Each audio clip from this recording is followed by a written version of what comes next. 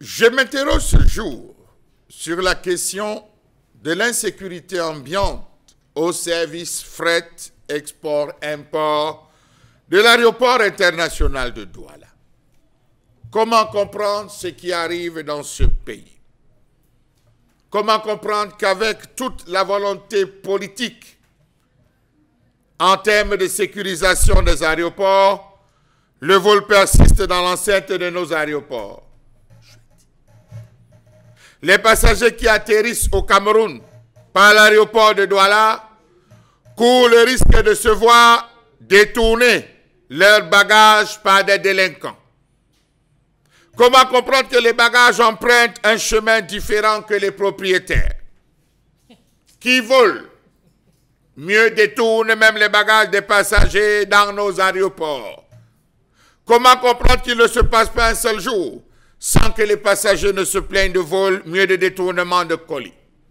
Il y a quelques jours, on a mis la main sur des brigands, sur des voleurs, alors que le business ne cesse de se porter tout au mieux.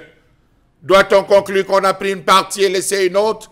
Parce que hier encore, des gens se plaignaient de ce côté de nos aéroports. Les passagers qui atterrissent au Cameroun par l'aéroport de Douala ou Yaoundé courent le risque de se voir détourner leurs bagages par des délinquants ouverts et mieux couverts par certaines personnes véreuses. La tactique est simple. Lorsque vous descendez de l'aéroport, il y a des jeunes qui vous accostent. Grand frère, tu me laisses gérer tout le dossier. Ces hommes en tenue sont nos complices. Je leur dirai que tu es mon frère. Il suffit de m'indiquer tes sacs au fur et à mesure que tu les repères.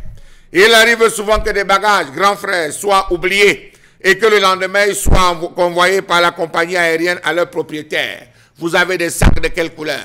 Vert, rouge, jaune.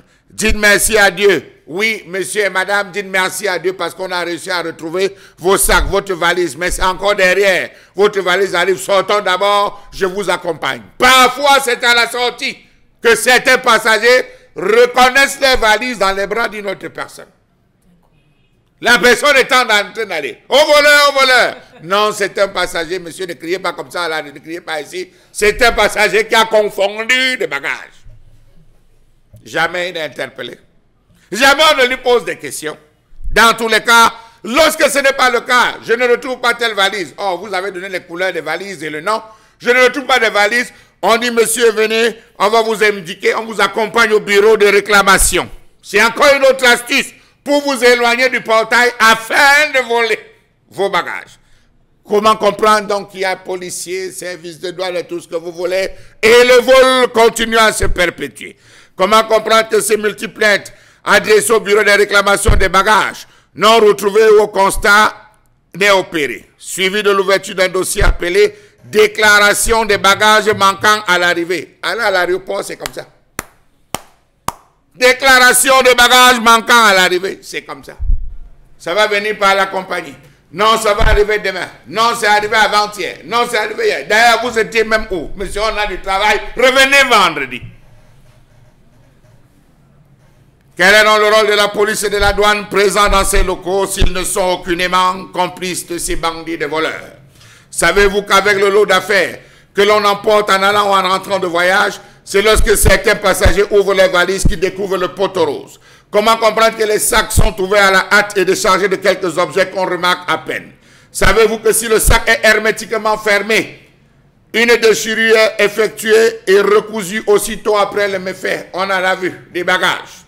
Savez-vous que les voleurs jouent sur le principe de la non-présentation des factures, mieux de la non-déclaration des objets par les victimes? Comment comprendre les passagers, que ces passagers soient littéralement dépouillés de leur avoir? Ordinateur portable, matériel informatique en provenance et en partance du fret, import-export de l'aéroport international de Douala. D'où viennent ces bandits qui exercent dans l'enceinte de nos aéroports lorsqu'on sait qu'un dispositif qui coûte beaucoup d'argent aux contribuables a été mis en place? Comment comprendre que ces individus soutient des objets précieux dans les bagages des passagers? On crée des confusions bizarres, distractions douteuses et voilà perte d'objets précieux. Parfois, c'est des interpellations.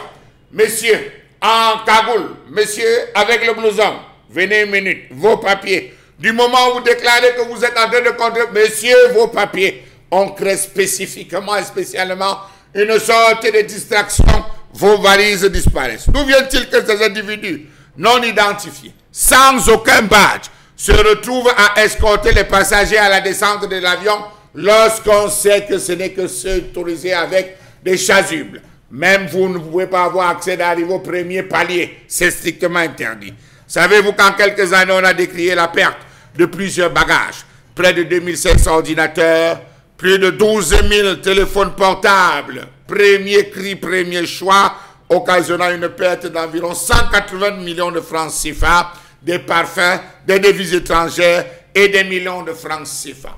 Ceci revient à cela qu'au lieu de faire désormais un contrôle minutieux, ça se paye en livres sterling, ça se paye en dollars, ça se paye en euros pour passer.